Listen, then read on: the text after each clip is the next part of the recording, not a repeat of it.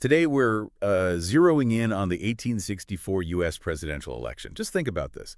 A nation, locked in its fourth year of this absolutely brutal civil war, and they still held an election. It's pretty extraordinary. Oh, absolutely. Extraordinary circumstances. And the stakes were just almost unimaginable, really. The actual survival of the Union was hanging in the balance, and what it even meant to be American. This election wasn't just another political contest. It was a fundamental test. Like, could a democracy actually endure this kind of intense internal conflict? Right. And for you, the listener, maybe wanting to grasp the essentials quickly, get a thorough understanding without feeling completely swamped, well, that's exactly what this deep dive is for. Our mission here is to unpack the really critical aspects of the 1864 election to help understand its profound significance and what it still tells us about the American story. All right, so let's set the scene. 1864, the Civil War is just raging. It's like this deep, bloody wound on the nation. 4 really long years of fighting have already passed. We're talking hundreds of thousands dead or wounded. Think major battles like Gettysburg and Antietam. And even though the Union had some significant victories, the Confederacy under Jefferson Davis was still a powerful, very determined force. They weren't giving up. And that strain, it wasn't just on the battlefields, was it? Right. The North itself was, well, deeply divided. You had this pervasive war weariness setting in, the constant casualties hitting home, a draft that was deeply unpopular, rising inflation making life harder. Plus, increasing restrictions on civil liberties, newspapers voicing dissent, and this sort of simmering anti-war feeling. Sometimes it boiled over, right? Like those riots and the terrible racial tensions like in New York. Exactly. It was a climate just thick with exhaustion, anger, and a real genuine fear about what the future held. So against this backdrop, this national crisis, 2 main contenders emerge. First, you've got Abraham Lincoln, the incumbent president. He ran under the banner of the National Union Party. Now, this was a strategic move. For rebranding, essentially. Yeah, the Republican Party temporarily rebranded itself. The idea was to attract pro-war Democrats, present a united front. But interestingly, even within his own party, there were serious doubts, real questions about whether he could actually win re-election. Yet his core message was pretty unwavering. Finish the fight. Save the Union. Simple as that. And then his opponent, a very familiar figure, George B. McClellan. He was the former commander of the Union Army. Ironically, the guy Lincoln himself had fired. McClellan was the Democratic nominee. And his platform, it centered on starting peace negotiations, like immediately. But here's where it gets fascinating, that potential contradiction you mentioned. Yes. While his party was pushing hard for a quick end to the war, McClellan himself, personally, still seemed to want to preserve the Union, just maybe without emancipation being a condition. Exactly. So you had this stark contrast. Lincoln, steadfastly pursuing victory, total victory, and then McClellan offering this path of compromise, of negotiation. So the election really boiled down to a few absolutely central issues, didn't it? All tied to the war. That's right. War and peace, obviously paramount. But tangled up with that were these fundamental questions about slavery, civil liberties, and how do you interpret the Constitution in a crisis like this? Let's touch on slavery first. Lincoln's Emancipation Proclamation back in '63.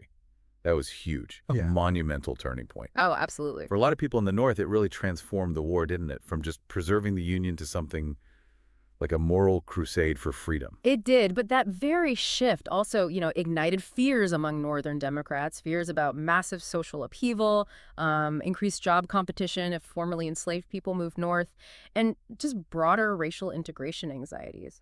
And then there's the whole civil liberties angle. That became a major point of attack against Lincoln. Huge. His administration faced a lot of criticism for things like suspending habeas corpus, that protection against unlawful imprisonment, also for jailing dissenters, expanding executive power. Right. So the debate was basically, are these necessary wartime measures to protect the nation, or is this government overreach, maybe even a slide towards dictatorship? Precisely. That was the fear for some. Okay. And then the constitutional order question and the path to peace.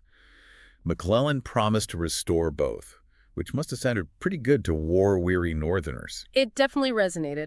But you have to look at the Democratic platform. It was heavily influenced by that anti-war faction, the Copperheads. Ah, yes, the Copperheads. Yeah, they were pushing for immediate peace negotiations, almost at any cost. Some even seemed willing to potentially recognize Confederate independence to just end the fighting. Wow.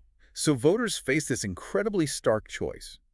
Keep fighting this bloody war for the complete Union, or negotiate now, even if it meant a permanently divided country. A monumental decision. And the campaign itself reflected those high stakes. It was remarkably brutal. Brutal is the word.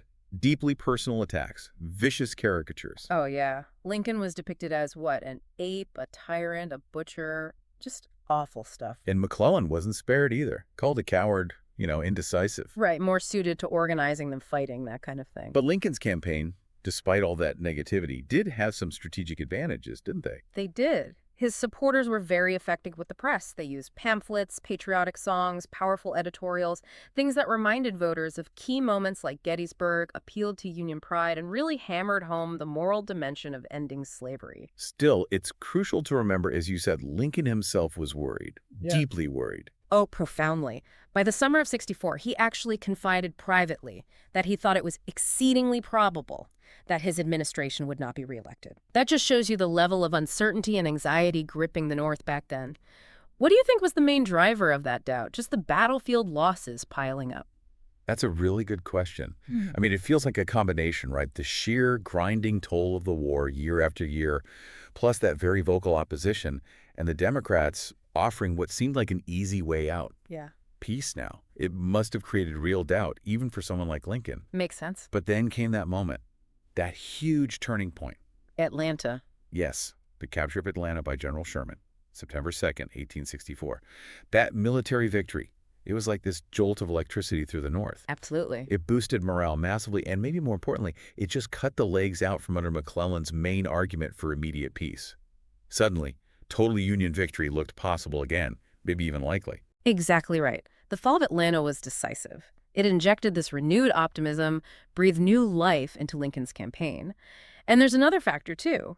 The soldier vote. Ah, yes. Very significant. Hugely significant. This was the first time in U.S. history that soldiers actually serving in the field could cast ballots in such large numbers. And their support for Lincoln was overwhelming. It sent a clear message. The Army wanted to see this through to victory under him. Just imagine the logistics of that, collecting votes from the front lines. It really is incredible to think about. And the final election results, they spoke volumes. They did. A landslide for Lincoln in the Electoral College. 212 votes to McClellan's, 21? Just 21. And he won the popular vote, too, a solid 55% majority. So this election, the first ever held during wartime in the U.S., sent this undeniable message, didn't it? The Union would hold. It would persevere. Absolutely. And Lincoln's victory had these profound, long-lasting consequences. Morally, it was an affirmation. Like, yes, we are committed to continuing this war until unconditional surrender. Practically, it sealed the fate of slavery. The path was clear for the 13th Amendment, which wasn't far behind. And maybe most significantly, it was this powerful demonstration of democratic resilience. Right. Holding an election, a meaningful one, right in the middle of a civil war. That's remarkable. It really is. It also, sadly, set the stage for the incredibly difficult period of Reconstruction that followed. Which Lincoln wouldn't get to lead for long. No. It's always so poignant to remember how brief his second term actually was. His assassination just weeks after the war finally ended. It meant he never got to oversee the nation's healing or grapple with those immense challenges of Reconstruction himself. Yeah, and reflecting on his presidency, his legacy, it's undeniably complex, isn't it? The achievements were just monumental. Preserving the Union, ending slavery, his leadership, his words, truly inspirational. He reframed the Constitution around equality in a fundamental way. But, those wartime policies, suspending habeas corpus, the crackdown on dissent, they caused deep divisions. The cost in terms of civil liberties, that's still debated. Right. And as you said, Reconstruction remained this vast, unfinished work, a path forward that would prove incredibly difficult for the nation. So when you boil it all down, the 1864 election was just so much more than a political contest between two men. It really feels like it was a fundamental test, a test of faith in democracy, in leadership, and in the whole American experiment itself. Well said. And Lincoln's famous line, "The ballot is stronger than the bullet," well, the American people kind of proved that true in 1864, didn't they? Against odds that must have seemed insurmountable at the time. They certainly did. So as we wrap up this deep dive on 1864, we've seen how a nation, just fractured by war, made this incredibly critical decision, one that irrevocably shaped its future. The context was unique, the consequences transformative. Which brings us to a final thought for you, the listener. Maybe consider how the choices made back then during that pivotal election still echo today. What lessons can we actually draw from a nation grappling with such profound internal conflict? And what does this moment in history tell us about the enduring power and perhaps also the fragility of democracy, especially when it faces challenges that seem almost overwhelming? Definitely something worth thinking about.